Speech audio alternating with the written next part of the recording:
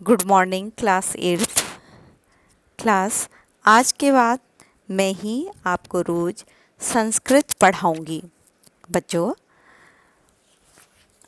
आप जानते हैं कि कोविड-19 की वजह से विद्यालय खुलना मुश्किल हो रहा है और हम लोग ऑनलाइन क्लासेज पढ़ रहे हैं।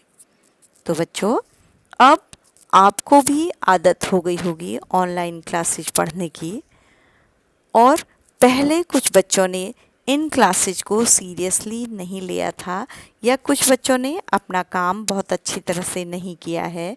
तो बच्चों, ये महसूस किया गया कि आपको अच्छी तरह से रिवीजन के साथ और पढ़ाया जाए, और जिन बच्चों का लिखित वर्क पूरा नहीं है, क्योंकि बच्चों उस समय लॉकडाउन की स्थिति में जब मार्केट खुली नहीं थी तो हम लोग आपसे कहते थे कि आप कहीं से भी किन्हीं पेजेज में लिख लीजिए, पुरानी कॉपियों में लिख लीजिए।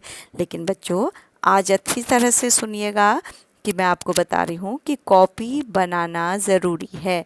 आप लगभग 200 पेजेस की एक कॉपी बनाइएगा। केवल एक कॉपी बनेगी बच्चों संस्कृत में, जिसमें सारा कार्य होगा। तो अगर किसी भी बच्चे ने, मैं रैंडमली कभी भी चेक कर सकती हूँ वीडियो कॉल करके, तो अगर किसी बच्चे ने नहीं बनाई है, वैसे मुझे पता है कि मेरे सारे बच्चों ने कॉपी बनाई होगी और अच्छी तरह से काम किया होगा। अगर बच्चों नहीं बनाई है तो आप कॉपी बना लीजिएगा और लगातार हम लोगों के साथ रिटर्न वर्क कर लीजिएगा, क्योंकि हिंदी संस्कृत लिखने में आपको वैसे ही प्रॉब्लम होती है। आपके सारे सब्जेक्ट किस में होते हैं? इंग्लिश में होते हैं बच्चों। इसलिए आपको प्रैक्टिस करनी ही होगी, लिखना ही होगा। तो बच्चों, आज हम सुभाषितानी पाठ पढ़ेंगे। सबसे पहले मैं आपको, देखिए आपके सामने स्क्रीन पर दिखाई दे रहा है बच्चों, आप लोगों के पास, कुछ लोगों के पास बुक्स होंगी, वो अपनी बुक खोलिएगा, रुचिरा भाग 3 संस्कृत की बुक। और जिन लोगों के पास बुक नहीं है, वो जो PDF आपने डाउनलोड कर रखा है संस्कृत का, उससे ही देखिएगा। देखिए, सबसे पहले लिखा है प्रथमः पाठः। प्रथम मीन्स पहला, पाठः मीन्स पाठ। प्रथमः के आगे जो 2 बिंदियां लगी हैं उन्हें क्या कहते हैं बच्चों? विसर्ग। आपको पता होगा, और उनकी ध्वनि उच्चारण करने में कैसे आती है? ह की तरह। ठीक है। अगला हमें शीर्षक दिखाई दे रहा है सुभाषितानी। सु और भाषितानी। तो सु मीन्स सुंदर, भाषितानी मीन्स भाषण या वचन या बातें। तो इसका मतलब हो गया सुंदर बातें। अब सुंदर बातें कैसी हैं बच्चों? ऐसी सुंदर बातें जिनसे जीवन जीने का जो सलीका है, तहजीब है, वो आती है। कि हमारी संस्कृत भाषा जो है वो अत्यधिक प्राचीन है बच्चों, और उसमें सुखी, संपन्न और संतुष्ट जीवन जीने के तरीके बताए गए हैं, सलीका बताया गया है। ठीक है। तो इन सुभाषितानी में भी जो श्लोक आपको सामने दिखाई दे रहे हैं, उनमें ये बताया गया है कि संसार में कैसे रहा जाता है, व्यक्ति किस किस तरह के होते हैं, और कैसे व्यक्ति अच्छे होते हैं, या उन्हें, अच्छे का मतलब है गुणवान व्यक्ति, जो अच्छे काम करते हैं वो संसार के लिए कैसे महत्वपूर्ण होते हैं। तो ये जो श्लोक हैं ये अलग अलग बुक्स से, अलग अलग रचनाकारों के श्लोक हैं। तो इनका कोई एक लेखक या कवि नहीं है, इनको लिखने वाला जो कवि है वो एक नहीं है। अलग अलग पुस्तकों से लेने के कारण ये श्लोक अलग अलग लोगों द्वारा लिखे गए हैं, तो इनका संकलन किया गया है बच्चों। जब ऐसे श्लोक लिखे जाते हैं अलग अलग जगहों से तो उन्हें कहा जाता है संकलन।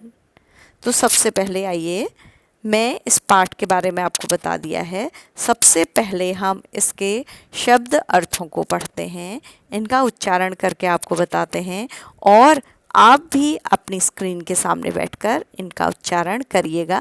आपने पहली बार पढ़ा है तो आप मेरे साथ ही इनका उच्चारण करेंगे। गुणज्ञेषु, गुणियों में। देखिए, सप्तमी बहुवचन है बच्चों। मैंने आपको किसी क्लास में ये भी बताया है कि हम शब्दों के अर्थ कैसे करते हैं, है ना। तो ये है सप्तमी बहुवचन। तो इसका अर्थ है गुणियों में पर ऊपर होना चाहिए, तो यहाँ पर शब्द के साथ मैं ठीक लग रहा है, तो गुणियों में। सुस्वादु तोयाः, स्वादिष्ट जल। ठीक है, सुस्वादु कितने शब्द हैं, 3 देखिए। स्वादु तोयाः, स्वादिष्ट जल, मीठा जल। प्रभवंती, प्र इसमें उपसर्ग लगा है, भवंती, प्रभवंती निकलती हैं, पैदा होती हैं या उत्पन्न होती हैं। समुद्रम आसाद्य, 2 शब्द हैं, समुद्र में मिलकर या पहुंचकर या जाकर।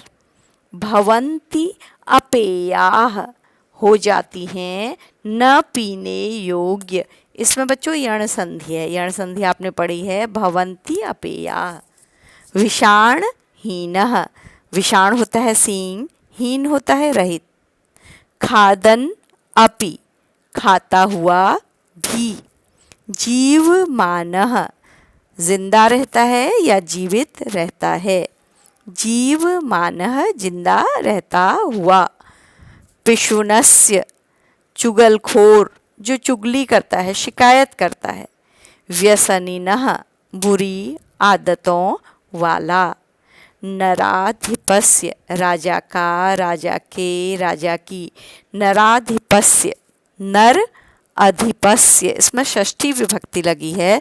षष्ठी के चिन्ह क्या होते हैं, का, के, की। अगला है जनयेन मधुमक्षिकासौ, जनयेत मधुमक्षिका असौ, मधुमक्खी निर्माण करती है या बनाती है। अगला है संत, संतः तथा एव, तथा और एव में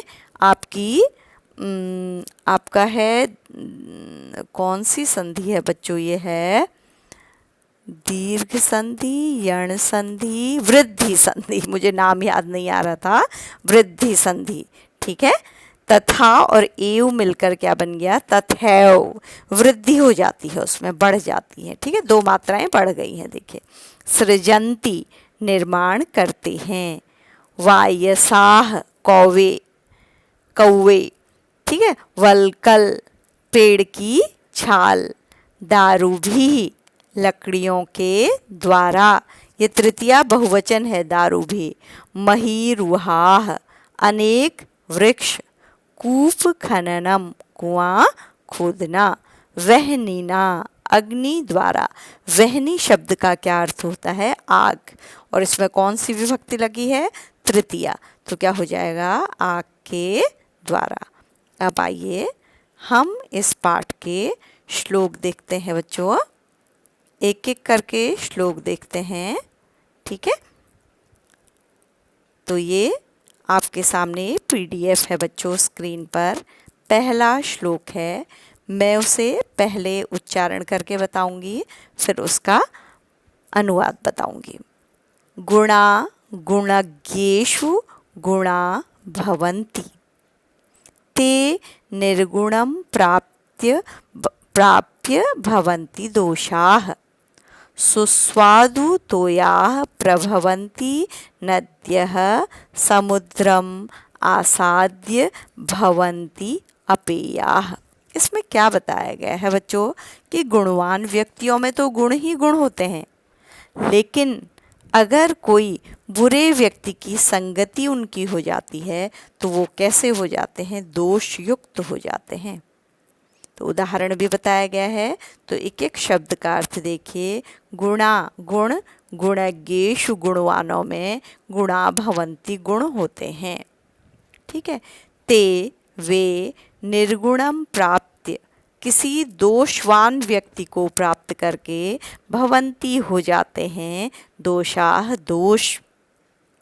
सुस्वादु एग्जाम्पल दिया गया है, जैसे कि स्वादिष्ट पानी, प्रभवन्ति पैदा होती हैं, नद्यः नदियाँ, जैसे कि नदियाँ स्वादिष्ट पानी के साथ पैदा होती हैं।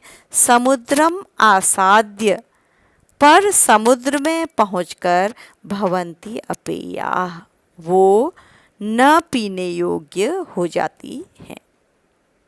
क्या अर्थ हुआ इसका पूरा फिर देखिए। गुणवान व्यक्तियों में गुण ही होते हैं, मतलब उनके जो अच्छे गुण होते हैं वो हमेशा उनके क्या रहते हैं, अच्छे गुण रहते हैं। लेकिन यदि वो किसी दोष युक्त गुणहीन व्यक्तियों की संगति प्राप्त करते हैं तो वो भी क्या हो जाते हैं, दोषी बन जाते हैं। जिस प्रकार से नदियाँ स्वादिष्ट जल से युक्त पैदा होती हैं या निकलती हैं, लेकिन समुद्र में पहुंचकर वो पीने योग्य नहीं रहती हैं। तो इसमें आपको क्या शिक्षा दी गई है, बुरी संगति से बचने की शिक्षा दी गई है। बताया गया है कि मनुष्य जब अच्छी संगति में रहता है तो उसके उसमें गुण ही गुण होते हैं और वो गुण ही रहते हैं, दोष नहीं बनते हैं। लेकिन जब वो किसी दोषयुक्त व्यक्ति को प्राप्त कर लेते हैं तो क्या बन जाते हैं, दोष बन जाते हैं। अगला है बच्चों, बहुत इम्पोर्टेंट श्लोक है। ये श्लोक आपको कभी निबंध लिखने में भी काम आ सकते हैं एज अ कोटेशन। साहित्य संगीत कला विहीनः साक्षात् पशुः पुच्छ विषाणहीनः तृणं न खादन्नपि जीवमानः तद भागधेयं परमं पशूनाम्। साहित्य लिटरेचर, साहित्य संगीत म्यूजिक, ठीक है, कला आर्ट, विहीन रहित। साहित्य संगीत और कला से रहित, साक्षात एकदम साक्षात वास्तव में, पशु पुच्छ पूंछ, विषाण सींग, हीनः से रहित। तो इन दो पंक्तियों का अर्थ क्या हुआ कि साहित्य संगीत कला से विहीन जो मानव है वो साक्षात पशु के समान है, जिसकी पूंछ और सींग नहीं है। तृणम न खादन्नपि जीवमानः, तृणम तिनके या घास, न नहीं, खादन्नपि खाते हुए भी, जीवमानः वह जीवित रहता है, तद यह भागधेयम अत्यधिक भाग्य है, परमम अत्यधिक पशुनाम पशुओं का। तो पूरा अर्थ देखिए बच्चों, पहले शब्दों का अर्थ देखा, 2 लाइनों का अर्थ बताया, अब पूरा साहित्य संगीत और कला से विहीन व्यक्ति वास्तव में बिना पूंछ और सींग वाला पशु है, जो घास न खाता हुआ भी जीवित है। यह उन पशुओं का भाग्य है, सौभाग्य है। क्यों ऐसा कहा गया है कि यदि मनुष्य घास भी खाने लगेगा तो पशुओं के लिए घास भी नहीं बचेगी। तो बच्चों आज की कक्षा के लिए काफ़ी हो गया है। आपने सुभाषितानी के बारे में जाना, शब्द अर्थों का उच्चारण बताया, शब्द के अर्थ बताए, उनके अलग अलग टुकड़े करके बताए क्या क्या संधियाँ होती हैं, और आपको जो 2 श्लोक हैं वो उच्चारण करके बताए और उनका अर्थ बताए। तो बच्चों आपका कभी भी परीक्षा होगी या टेस्ट होगा तो उसके लिए आज आपके ये 2 श्लोक बहुत अच्छी तरह से याद हो गए होंगे, और इस कक्षा के साथ इन 2 श्लोकों का अर्थ भी होगा, तो वो आपको अपनी कॉपी में करना होगा। लेकिन उन बच्चों को करना होगा जिन्होंने पहले नहीं किया है। तो बच्चों हम अपनी कक्षा यहीं पर समाप्त करते हैं। Thank you.